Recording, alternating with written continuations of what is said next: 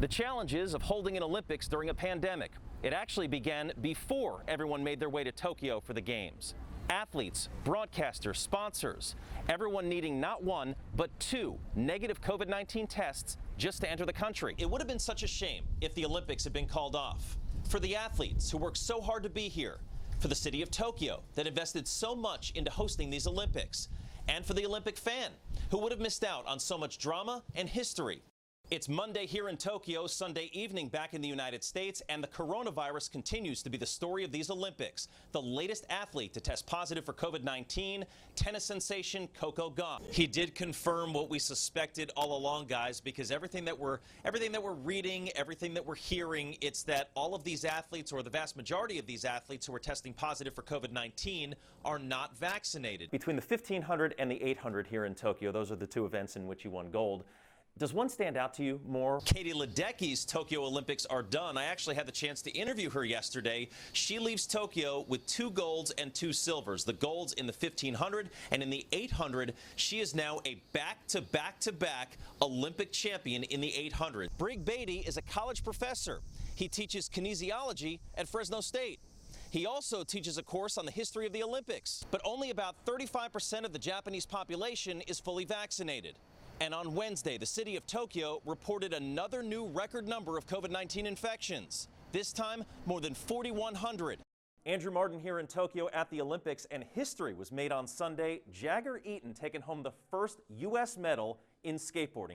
March 20th was the day when it was formally announced that no foreign spectators would be allowed at the Tokyo Olympics. A true socially distanced Olympics, which means socially distanced pin trading. With NFTs, they're just instant, and you can trade globally with anybody online. NFTs are non-fungible tokens.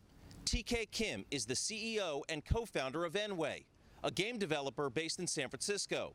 His company is officially licensed by the IOC to produce, in a sense, digital Olympic pins. All of them have a serial number, so every single file is unique, and also every single file can have an owner. And therefore, that allows you to trade. Trade what, exactly? Not just pins from Tokyo 2020. Enway has a heritage collection. NFT Olympic pins dating back to 1896. Pictograms, emblems, mascots, and they're all in 3D. But I think both cultures are going to coexist. One is not going to, overtake the other. I think the physical pin trading, it's been around for 100 years. It's going to continue to exist. But I think there's going to be more people doing pin trading because they're now available digitally. In Tokyo, I'm Andrew Marden. Javon Harrison is a rare athlete.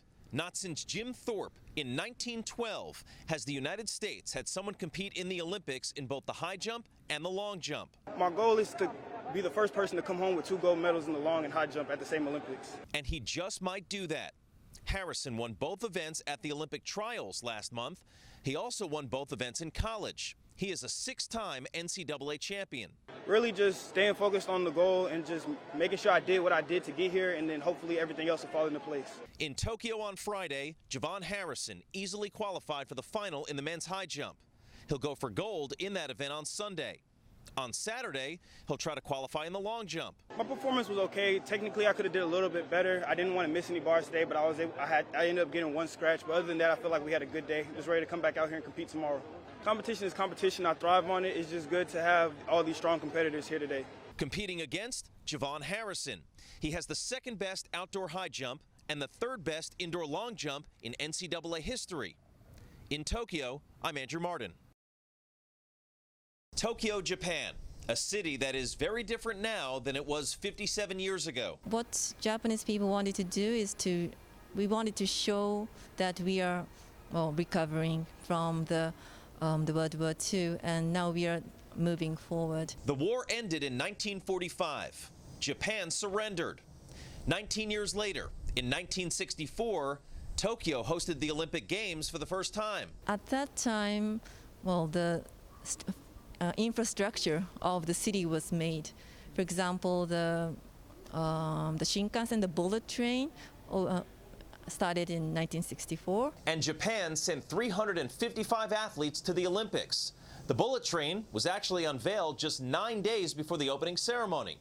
As for the Games, Japanese athletes won 29 combined medals. That was good for third, behind the United States and the Soviet Union. So the Japanese will remember 1964 hosting a second Summer Olympiad. That would be a big deal. I mean, they have such great memories of that time. Tokyo 2020 shares those memories. There are 5 venues that are being used this summer that were also used in 1964. We are trying to use the legacy and also to make the new ones for the new, athletes. In Tokyo, I'm Andrew Marden. The coronavirus pandemic forced the Olympic Games to be postponed for the first time in history. That's why Tokyo 2020 is taking place in 2021. Paris has known since 2017 it would be hosting the next Summer Olympics after Tokyo. The City of Light is ready. We really want to continue to push and prioritize everything related to the emotion of sport. And that's what will mark the success of the Games. And Paris 2024 has a bold vision, one that begins with opening up the Olympics to more people by holding events outside of traditional venues. And putting competitions at the heart of the city, in front of the most famous Parisian landmarks. The Eiffel Tower for beach volleyball, wrestling, and judo. I can't wait to bring the flag back to Paris. I can't wait for the people of Paris to see it. I can't wait for the French people to make it their own. Exactly 100 years after the last time Paris hosted the Olympics. Breakdancing was not an Olympic sport in 1924, but it will be in 2024. In Tokyo, I'm Andrew Marden.